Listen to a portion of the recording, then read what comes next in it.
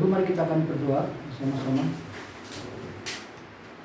Bapa yang di surga, Bapa yang sungguh-sungguh penuh kasih, sehingga oleh kasih-Mu yang besar itu Engkau mengutus anak-Mu yang tunggal, satu-satunya anak-Mu yang ontang-anting untuk datang ke dunia ini, lahir, menderita sengsara, disalib, diludahi, diejek, dihina, dan dicaci maki, dipecuti, dicemeti, hingga berdarah-darah sampai Engkau mati di kayu salib. Dan Engkau juga bangkit dari antara orang mati, menampakkan 40 hari kepada para murid, dan naik ke surga, dan Roh Kudus turun. Sekarang Engkau ada di dalam kerajaan Bapa di surga. Itulah Tuhan, Engkau yang telah mengutus, dan pekerjaan-Mu telah selesai untuk menebus, mengampuni, dan memulihkan kami semua. Setelah Bapa di surga memilih kami sebelum dunia ini dijadikan menjadi umat ketebusan-Mu, melalui Kristus Yesus kami percaya dan menjadi milik-Mu. Terima kasih Bapa. Kami bersyukur kepada-Mu kesempatan hari ini. Sebagai milik-Mu kami mau belajar tentang suara-Mu, perkataan-Mu. Engkau adalah gembala kami, maka kami akan mendengarkan suara gembala, suara yang menguatkan, suara yang memberkati, suara yang memberikan kepada kami kekuatan, suara yang memberikan kepada kami penghiburan, suara yang memberikan kepada kami sesuatu yang baru, yang mungkin selama ini belum pernah kami miliki, sebagai penuntun dan petunjuk di dalam hidup baru, sebagai orang yang percaya dan sudah lahir baru di dalam Kristus. Hamba-Mu yang kecil, yang sederhana, hamba-Mu tidak lebih dari yang ada di tempat ini.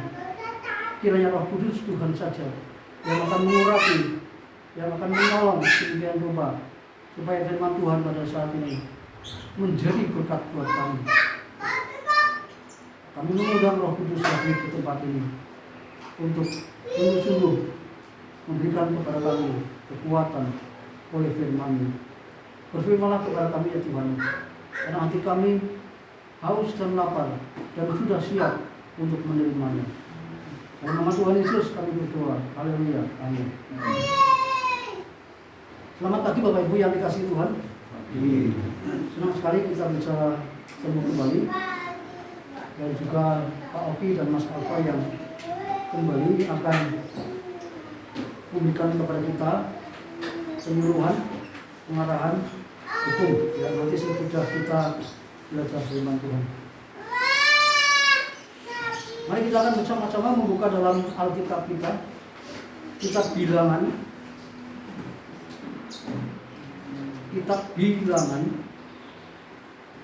Bilangan pasal 13 ayat 1 sampai dengan ayat 32. Wah, ini untuk panjang. Bilangan pasal 13 ayat 1 sampai dengan ayat yang ke-33.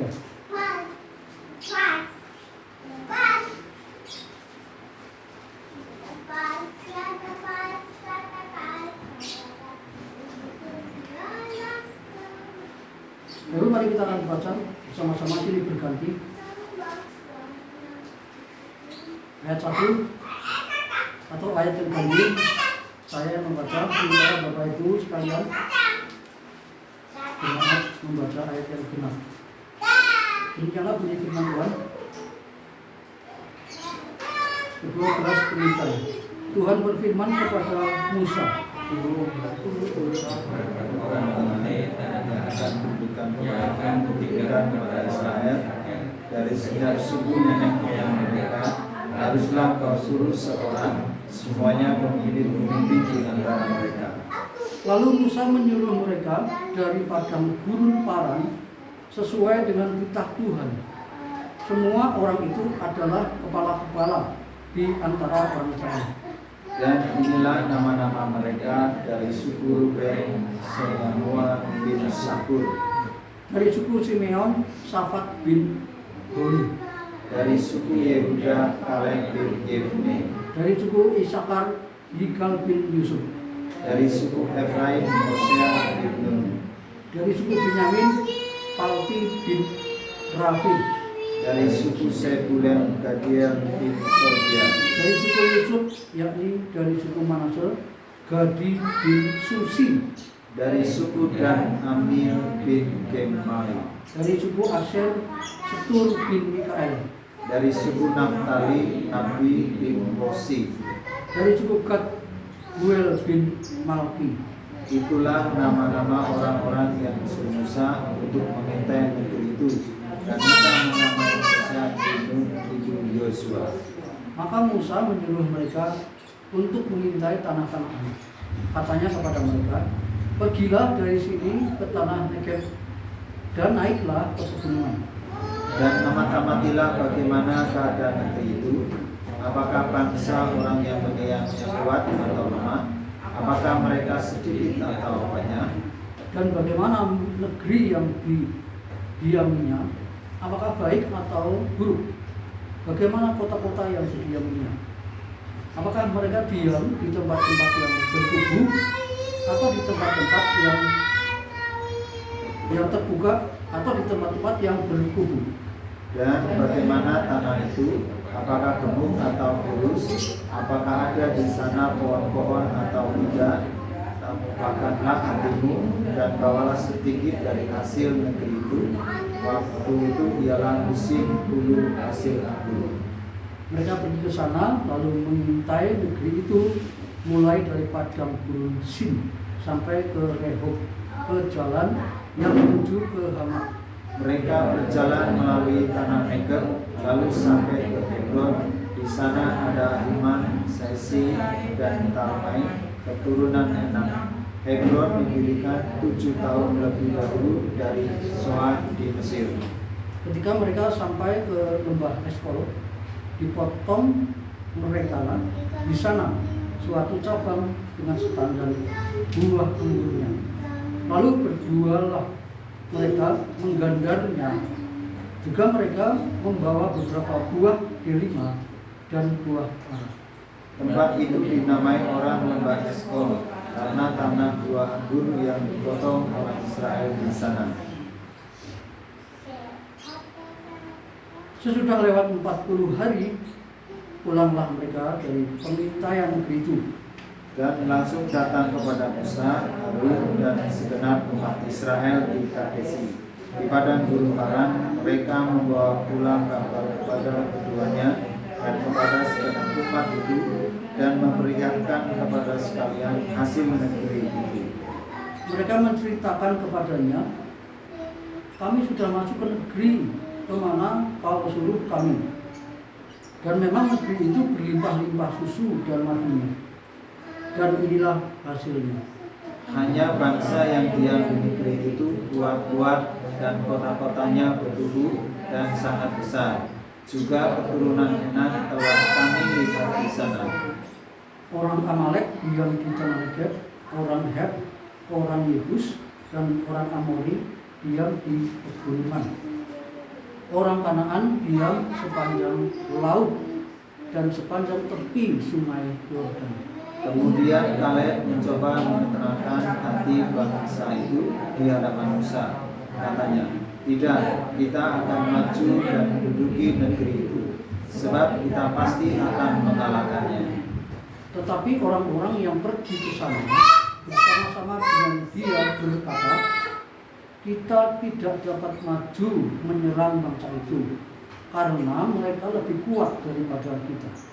Juga mereka menyampaikan kepada orang Israel kabar khusus tentang negeri orang mengintai mereka dengan berkata, negeri yang telah kami lalui untuk diintai adalah suatu negeri yang memakan penduduknya, dan semua orang yang kami lihat di sana adalah orang-orang yang tinggi-tinggi perawakannya. Juga kami lihat di sana orang-orang raksasa, orang Enak yang berasal dari orang-orang raksasa. dan kami lihat diri kami seperti belalang. Dan demikian juga mereka terhadap kami. Amin. Bapak Ibu yang dikasihi oleh Tuhan Yesus Kristus, saya lupa tahunnya, kalau tidak salah tahun 1990-an. Dulu saya dengan Pak Nanang waktu kuliah di seminari teologi itu di Purwokerto. Jadi 3 hari itu 3 hari itu di kampus kuliah, 3 hari itu pelayanan atau praktek gitu. Nah pada waktu saya praktek pelayanan dengan Pak Nanang waktu itu, Pak Nanang ingat nggak? Kami ke kantor kecamatan gitu. Kantor kecamatan minta semacam buku kecil yang itu isinya berapa tempat ibadah, berapa kantor-kantor seperti itu. Jadi kami dapat buku itu, lalu kami melihat buku kecil itu rupanya di seluruh kecamatan Silong yang waktu itu kalau tidak salah ada 24 kelurahan waktu itu, kalau tidak salah. Itu belum ada gereja. Kecuali di Silongnya sendiri yang di samping kantor polisi pada waktu itu. Sekarang sudah tidak ada. Karena memang itu bentuknya rumah, jadi sekarang sudah tidak ada tempat ibadah di KJ yang di Cilangor itu sudah tidak ada. Lalu kemudian saya dan Pak Nanang, saya diajak oleh Pak Nanang ikut persekutuan Okumene di Pernasidi di Cilangor juga itu, dari pasar ke barat sedikit itu Pernasidi. Lalu kemudian singkat ceritanya kami ngobrol-ngobrol, kami menyampaikan bahwa kami dari seminari teologi kami katakanlah sedang mencari orang-orang yang membutuhkan bimbingan secara nasrani gitu. Nah ketuanya itu adalah Pak Karsono, itu komandan Koramil Aji Barang dari Katolik. Lalu setelah selesai persekutuan itu, dia senang sekali gitu ya, karena Pak Nanang dan saya datang, lalu kemudian misinya adalah mencari orang-orang yang mau dibina. Lalu Pak Karsono ini semangat sekali, senang sekali, karena dia punya daftar orang-orang yang pulang dari Pulau Buru itu, yang Nasrani itu tidak ada yang merawat seperti itu. Jadi, oke, kalau begitu besok saya antar ke sana, ke Jeruk Cipendok itu loh ya. Lalu kemudian betul saya diantar oleh Pak Karsono ini ke Jeruk Cipendok. Dan singkat ceritanya, kalau di situ ada pelayanan, sampai sekarang ada pelayanan gitu ya. Dan di situ ada satu keluarga tapi jumlahnya agak besar ya. Jadi bapak ibunya sudah percaya Yesus, lalu anaknya semua ada 6, tetapi anaknya yang baru percaya itu 2 orang. Tetapi yang satu ini, yang 2 ini sudah ikut pelayanan di Jakarta. Ya. Yang satu itu laki-laki Mas Eko, waktu di Jakarta dia pelayanan, walaupun itu sebagai singer, kami dia sudah pelayanan. Lalu kakaknya itu tadi juga pelayanan, bahkan seperti gembala ya di sana. Gitu. Jadi sudah berjalan, sampai sekarang itu masih berjalan. Jadi saya melakukan survei, istilahnya saya melakukan mata-mata, saya melakukan pengintaian bahwa itu di mana ini yang belum ada gereja, di mana ini yang belum ada pelayanan. Saya lihat bukunya, nggak ada. Lalu kemudian singkat ceritanya kami naik dengan Pak Karsono, lalu kemudian akhirnya ada pelayanan di Jeruk Cipendok, di Desa Karangtengah itu. kami di sana.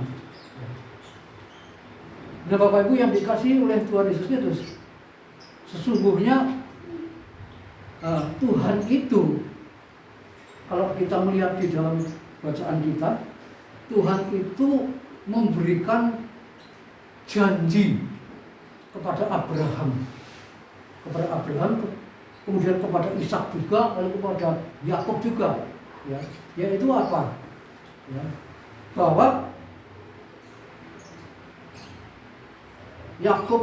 Abraham itu diberkati oleh Tuhan, dan itu janji dari Tuhan. Itu berkatnya banyak sekali ya, berkat yang secara personal, berkat secara pribadi Abraham itu kaya raya, lalu berkat secara teritorial itu. Nah ini maksudnya ini adalah Kanaan ini berkat teritorial yang dari Tuhan, maksudnya itu. Jadi dijanjikan sejak Abraham, Ishak sampai Yakub. Dan ini nanti ini akan diberikan kepada orang Israel sebagai katakanlah nenek moyangnya Abraham. Belum lagi berkat yang dijanjikan oleh Allah kepada Abraham, ya, berupa berkat secara universal, ya, berkat secara nasional, itu akan diberikan kepada Tuhan ini. Nah, Bapak Ibu yang dikasih oleh Tuhan Yesus, memang janji Tuhan itu kepada bangsa Israel ini dalam bacaan kita itu bahwa Kanaan itu akan diberikan kepada Israel. Janji ini sejak zaman Abraham, Bapak Ibu. Nah ini baru akan digenapi ini dalam teks ini, bacaan kita ini, seperti itu. Nah, janji Tuhan itu adalah janji yang sangat meyakinkan, beda dengan janji sepasang pengantin ya, saling berjanji, oh nanti aku akan mengasihi kamu, sehat atau tidak sehat dan sebagainya. Cerai. Itu janji manusia. Tetapi janji Tuhan itu janji yang meyakinkan. Janji Tuhan itu janji yang pasti.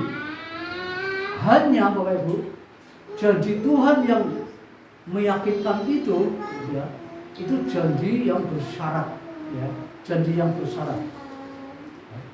Oleh sebab itu di sini kita melihat seperti dalam ayat yang pertama, Tuhan berfirman kepada Musa. Ya. Sebenarnya janji ini sudah dikatakan ya, kepada Abraham, ya, kepada Abraham. Mulai Kejadian 12 itu. Di sini dikatakan janji keturunan, janji yang lain-lainnya. Tuhan berfirman kepada Musa, suruhlah beberapa orang mengintai tanah Kanaan yang akan kuberikan kepada orang Israel. Jadi Tuhan itu berjanji akan memberikan tanah Kanaan kepada orang Israel.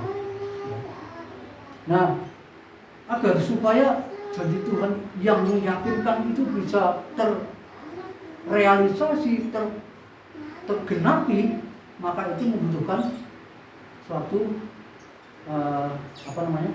partner. Ya. Tuhan butuh Musa. Nah, Musa kan pemimpinnya. Jadi Tuhan berjanji kepada Musa. Lalu Musa disuruh untuk merekrut, mengumpulkan, mencari teman sekerja juga. Ya. Dikatakan di situ bahwa ayat 4 sampai ayat 6 itu personilnya yang didaftarkan ada 12 orang, yaitu setiap suku, 12 suku itu setiap suku ada 1 orang. Ya. Dan itu pemimpin dan itu kepala, gitu ya. Lalu ada 12 di situ. Jadi singkat ceritanya bahwa ini membutuhkan pengintai, ya. Membutuhkan pengintai. Nah, kata mengintai atau yang sejajar dengan kata itu saya hitung ada 7 kali ya, dalam pasal 13 ini. Lalu saya beri judul mengintai apa ya? Karena kata yang berulang-ulang di situ adalah kata mengintai. Kata itu kata mengintai.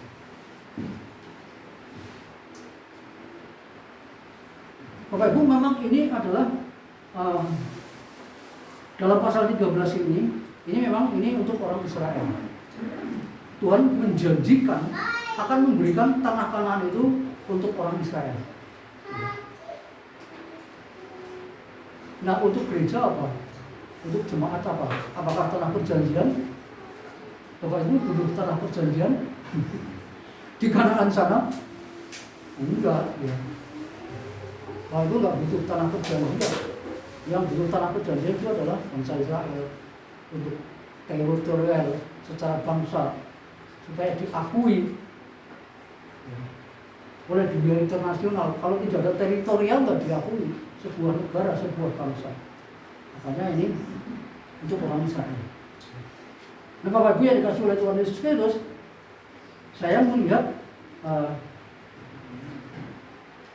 untuk gereja, untuk jemaat, ya bukan tanah Kanaan, tetapi saya melihat pelajaran atau nilai-nilai di sini itu bisa diangkat dan itu diimplementasikan oleh gereja, gitu ya. Tanah perjanjian orang Islam apa? Surga. Surga sudah pasti kita itu, ya. Loh, ini untuk apa? Gitu. Oh, orang Kristen itu sudah pasti masuk surga. Ya, ini orang Israel sudah masuk Kanaan, sudah punya Kanaan. Kita sudah punya surga. Bapak Ibu, saya melihat dari untuk gereja dan untuk jemaat bahwa ini maksudnya adalah untuk membangun kerajaan Allah. Jadi implementasi untuk gereja itu adalah membangun kerajaan Allah di dunia ini. Karena Bapak Ibu dan saya sudah pasti masuk surga, keselamatan sudah pasti.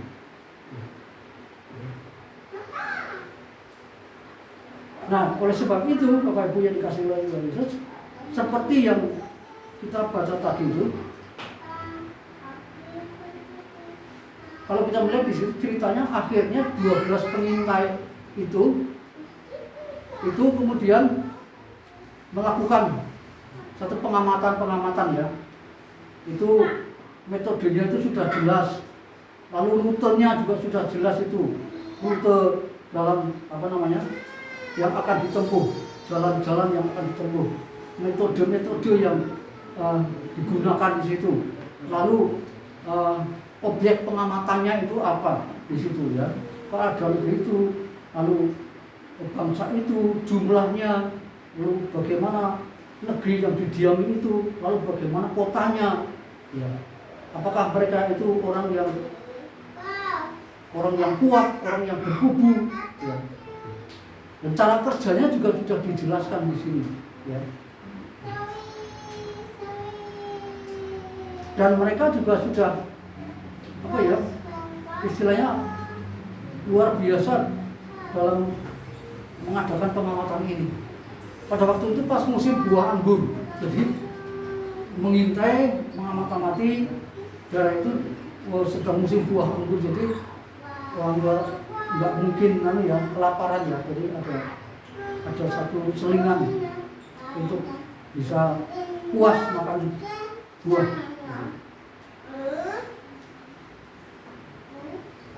Lalu sebagai hasil daripada pengamatan itu atau laporan, kita melihat di situ ada dua hal. Ya. Artinya ada perbedaan. Jadi dari 12 orang yang melakukan pengintaian itu ada 10 orang yang melakukan atau memberikan laporan yang katakanlah tidak tepat. Dikatakan dalam bahasa lain, laporannya, kabarnya itu kabar busuk, gitu ya. Sehingga kabar busuk itu atau laporan yang tidak benar itu menimbulkan suatu rasa takut. Itu menghasut umat Israel pada waktu itu, sehingga mereka ada timbul dalam hatinya itu ingin memberontak. Itu di sana itu orangnya itu doyan makan manusia, gitu katanya. Ada laporan seperti itu. Lalu orangnya itu serem-serem. Lalu ada orang yang raksasa itu tinggi-tinggi. Jadi nggak mungkin maju gitu. Itu laporan-laporan mereka. Lalu kemudian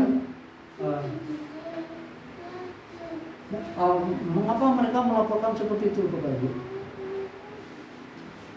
Padahal ya tempatnya sama di Kanaan, ya. Metodenya sama, rutenya sama, ya. Tempatnya sama, yang diamati itu ya. Bisa-bisanya laporannya itu berbeda antara 10 orang yang mewakili 10 suku dengan 2 orang yang mewakili 2 suku, yaitu Yosua dan Kaleb. Mengapa ada perbedaan? Mengapa ada kontradiksi seperti itu? Ternyata Bapak Ibu, saya melihat bahwa dalam pasal 14 ayat yang ke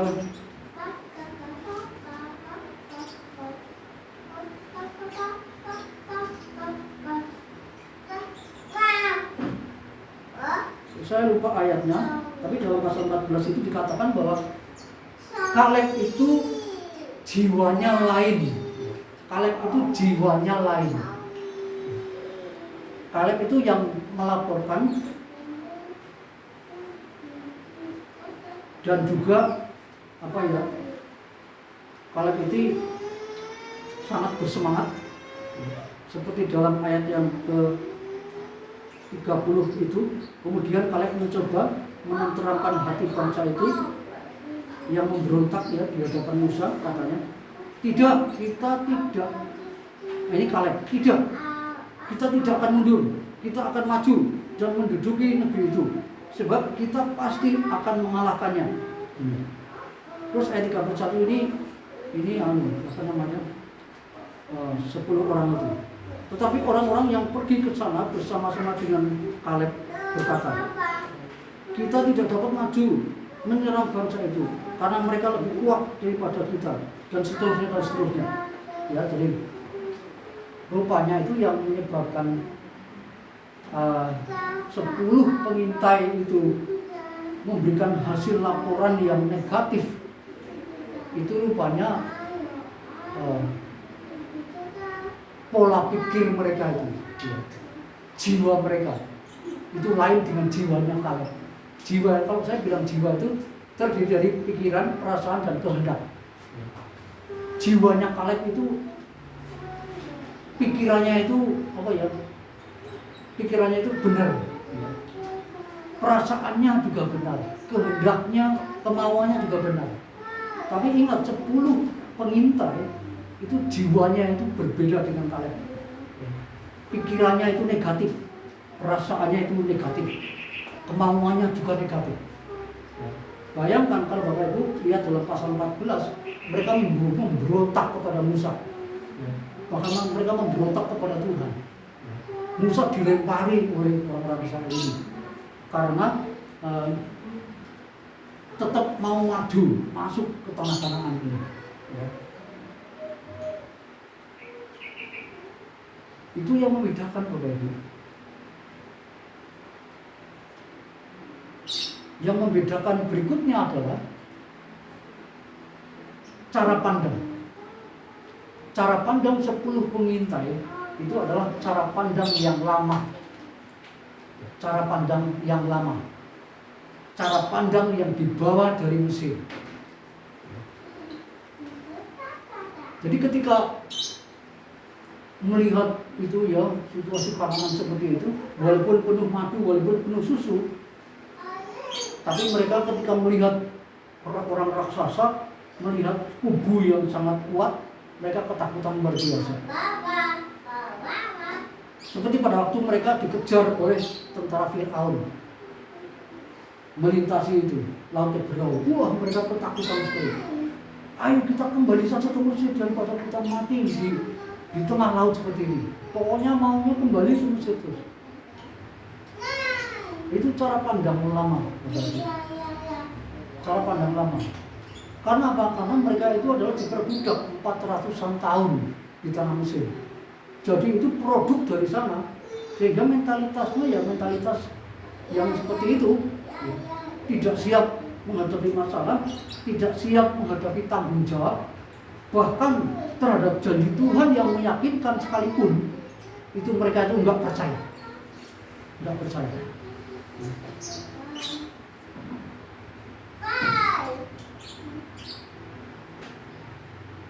Jadi laporan mereka itu laporan yang tidak benar. Artinya apa? Laporan yang 10 pengintai itu adalah berdasarkan logika, berdasarkan perasaan. Sehingga mereka mudah takut. Bahkan sulit melihat mukjizat atau kuasa Tuhan. Padahal laut terjal baru saja mereka berani, itu mukjizat Tuhan. Tetapi sulit buat mereka untuk mempercayai janji Tuhan, rencana Tuhan selanjutnya untuk masuk ke tanah Kanaan. Ya.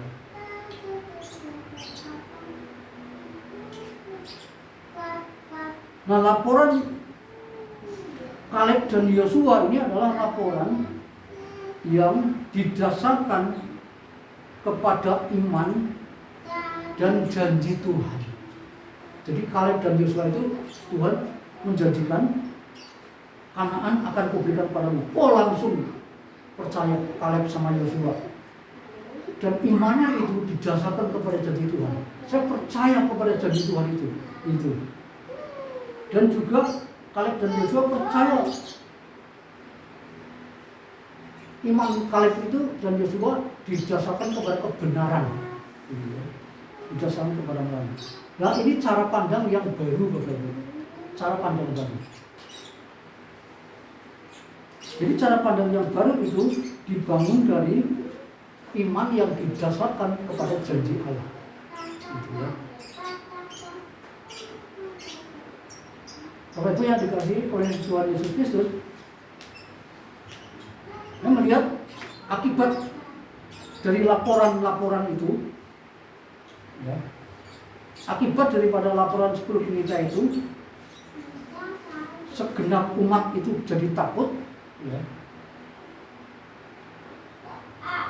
Lalu kemudian menghasilkan hasil yang berbeda.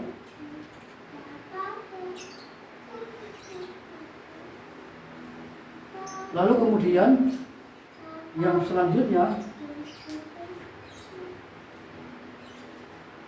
orang Israel itu mundur, 10 pengintai itu mundur, dan bahkan binasa. Kalau Bapak Ibu lihat dalam pasal 14 ayat-ayat yang sampai ayat yang ketiga.